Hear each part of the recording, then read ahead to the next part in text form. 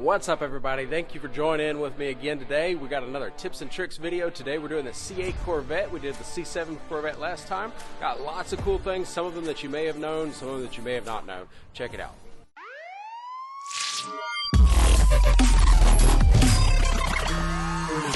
We're going to start on the front, the front of the vehicle.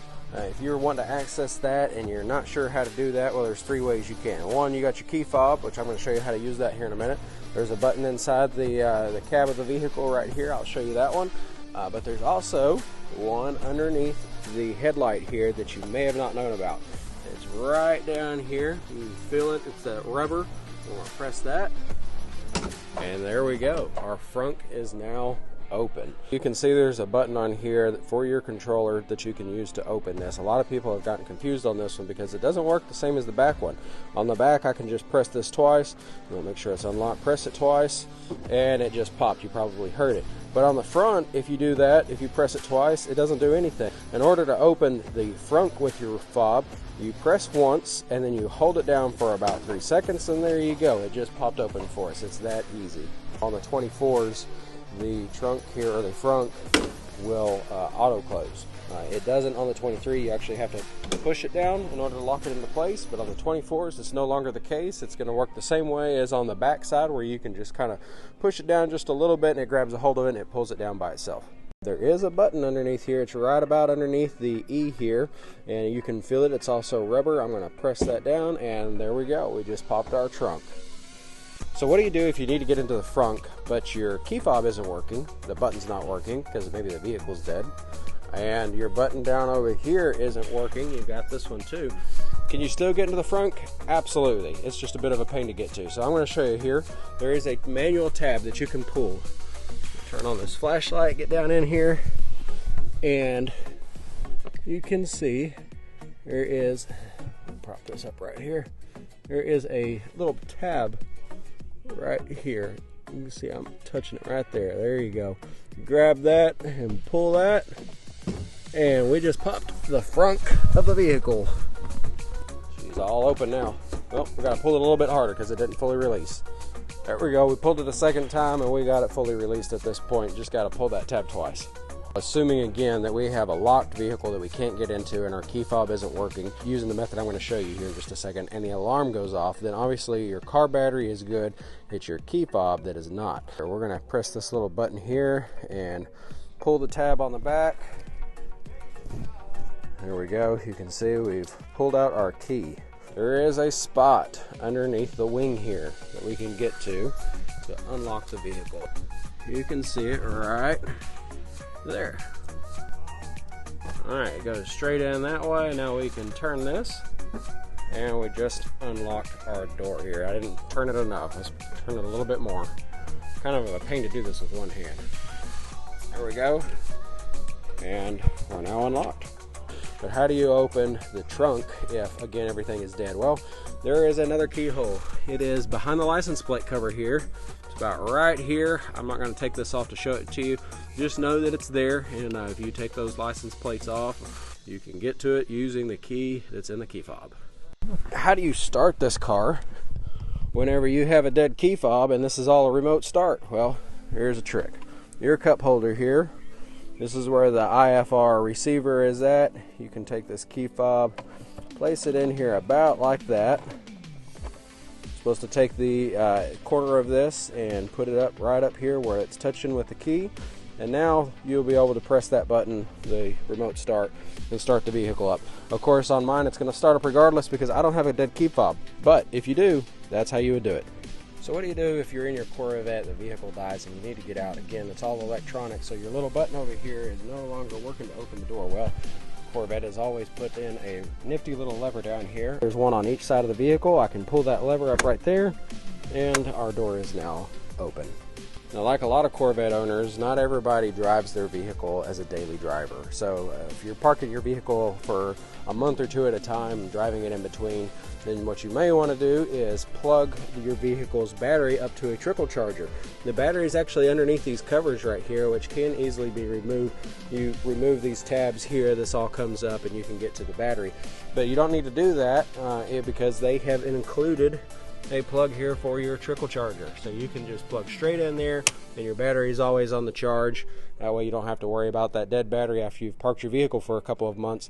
Now the space here in the front is pretty small, so I don't know why you would end up in this position, but if for some reason you ended up down in the front and this latch closed on you and you needed to get out, well, there is a button here.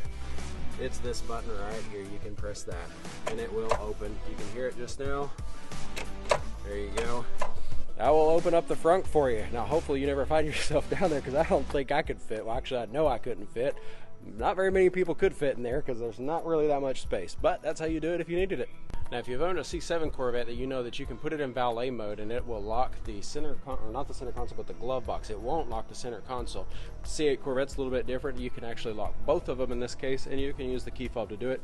We're just going to lock the vehicle, walk away from the car here so our key fob is not close by. We'll leave that over here and we'll come back over here to the car and I'll show you. So here is our button for the center console. Press that and you can see it is locked and not opening. And we have our button here for the glove box, which is also not working. It's not pushing in. It will not allow me to open up the glove box. It is locked. Now hopefully you never find yourself in a position where you're needing a tow truck to pull your Corvette out of a ditch or something similar to that. But if you do, most of your tow truck drivers have no idea how to hook up to this and pull it up onto the bed, and you definitely don't want them to damage the vehicle any more than possibly it is.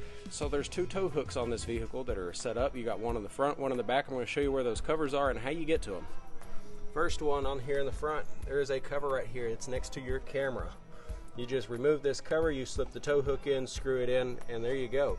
Your tow truck driver can hook up there and pull your vehicle up the ramp. Now, if you need the tow hook here on the back, well, that is located right here. That's the cover. Pop that off.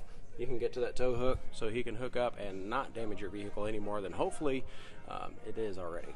The dimmer switch that is down here on the left side, the little wheel, I'm touching it right there. Now, if I rotate that all the way to the left, it switched over to basically a stealth mode. So it shuts the screen down over here on this side, and it really reduces all the information that's on the screen and just barely turns on anything. It's got the miles per hour on there, the temperature, and then the gas tank gauge. So here's our Z button, or the Z mode. This allows you to change the way the vehicle performs in a customized mode. So basically you can save the settings that you like. You know, you got your wheel over here that you can switch from sport mode, track mode, tour, and so on. And each of those causes the vehicle to perform a little bit differently. It'll tighten up the steering wheel. It will cause the exhaust to be a little bit louder. Of course, the loudest mode, if you put it in track mode, opens up the exhaust fully. And you can adjust the behavior of the vehicle through the settings here and save them into Z mode. So this is basically your custom mode. You can adjust the vehicle to your liking and just press the Z mode, and it brings up exactly those settings for how you like to drive, so that you're not in here switching the toggle wheel, finding a setting that has one way that you like it and not another way. So you can adjust that instrument cluster to display. If you like the track mode instrument cluster, you can put that on there. But say you want to drive in the sport mode steering wheel, well, put it into the sport mode steering wheel. But you want the exhaust all the way open, well, open that all the way up, and you can save that to your Z mode. How do you tell the difference between a 70th anniversary edition Corvette and just a 2023 Corvette? Or rather, what's the difference between the two of them? Well, there's a couple things I'm going to point out. So let's start back here on the back side of the vehicle. All your 2023 Corvettes are going to have the 70th year Corvette right here on the glass, whether it's a convertible or a coupe. You can go over here and see the coupe. We have it right here. That's located on the glass. Don't be confused. That does not mean that this vehicle is a 70th anniversary car. It's just the 70th year, and they put it on all of the vehicles. I'm going to show you on the inside here. It's also located right here on the waterfall in between the two seats. You're going to see that on every 2023 Corvette, regardless of whether or not it's a 70th anniversary or just a standard edition. Now on your actual 70th anniversary edition Corvettes, you will see a 70th anniversary logo here on the side of the door. In addition to that, your wheels on this side, you're going to have a red trim that goes around. This has chrome. The 70th anniversary will have red. They're also all 3 LTs. You cannot get a 70th anniversary in a 1LT or a 2LT. They're all going to be 3 LTs. Now, if you're wondering what the difference is between a 1LT, 2LT, and 3LT, well, the biggest jump is going to be between the 1LT and the 2LT. The 2LT comes equipped with the heads-up display, which is right here. We also have our memory seats, which are right over here. In addition to that, we have our garage door opener on this side right here. We have a heated steering wheel, and we also have heated seats right here, which all your controls are going to be right here on this side. One thing I like is that the memory seats are also located over here on the passenger side, which is a pretty cool feature, so you can adjust that passenger seat. And of course, it works on your key fob as well. On the 24s, we have the performance data recorder, which is standard on 2LTs on up, which wasn't the case with the 23s, so you don't have to add that extra package. On the 1LTs, it is optional. You can add the performance data recorder. Now, the competition bucket seats are available on all trim levels. You can order them anyway. On the 1LT, though, you can only get the GT1 seats. On a 2LT, 3LT, or LZ, you can get the G2 bucket seats or the competition seats in any of those trim levels. Now, on a 1LT, you have very few colors to pick from on the inside, even on the outside. 2LT, 2LZ, 3LT, or 3LZ, there's a whole lot more options. In addition to that, the 1LT only provides you with Mulan leather options, and the 2LT on up provides you with the Napa leather option. So what's the difference between the two of them?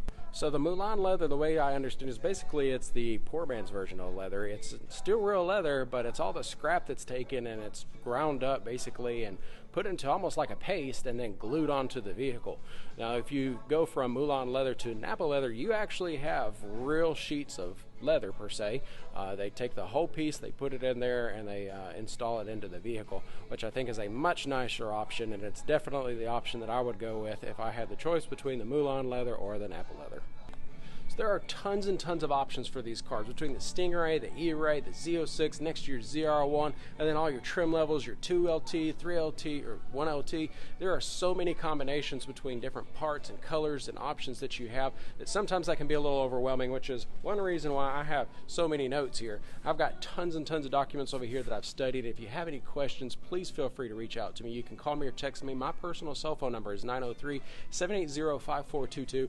I really like being a part of the Corvette community. I own a Corvette myself, and I'm just really here to help more than anything. Now, if you're looking for a Corvette, again, I'm in sales, so I'd love to share what I have with you. These two right here available right now, and I've got 5 more on the way. And if you're looking for one, please give me a shout. Let me see if I can help you.